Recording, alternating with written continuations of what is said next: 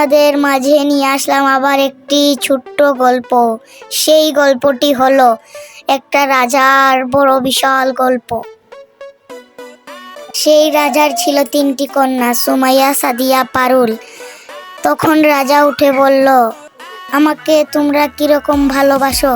তখন রাজার 3টি কন্যা উঠে বলল, প্রথম কন্যা সুমাইয়া, সে বলল, আমি তোমাকে চিনির মতো ভালোবাসি।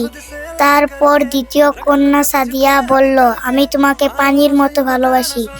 তারপর তৃতীয় কন্যা পারুল বলল, আমি তোমাকে নুনের মতো ভালোবাসি।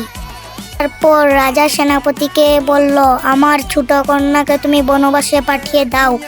তখন সেনাপতি রাজার তৃতীয় কন্যা পারুলকে বনবাসে পাঠিয়ে দিল। সেনাপতি যখন তৃতীয় কন্যা পারুলকে বনবাসে পাঠিয়ে দেয়, তখন তৃতীয় কন্যা পারুল হাঁটতে হাঁটতে হাঁটতে হাঁটতে যায়। তখন এক বৃদ্ধ মহিলার কুঁড়েঘর পায়। তখন এই বৃদ্ধ মহিলা তাকে ডেকে এনে বলে, তুমি আজ থেকে আমার ঘরে থাকবে। তারপর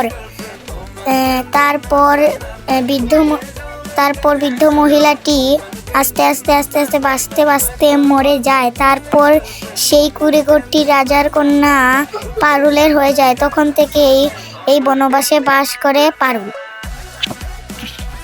একদিন রাজা শিকারে বের হয়েছিল ধনুক তীর নিয়ে। তারপর রাজার পানির তৃষ্ণা পায়। তারপর ধরনের খাবার দিল। তখনই রাজা তার হাত দিয়ে মাছের তরকারিটা নিল। তারপর সেই তরকারিতে নুন ছিল না।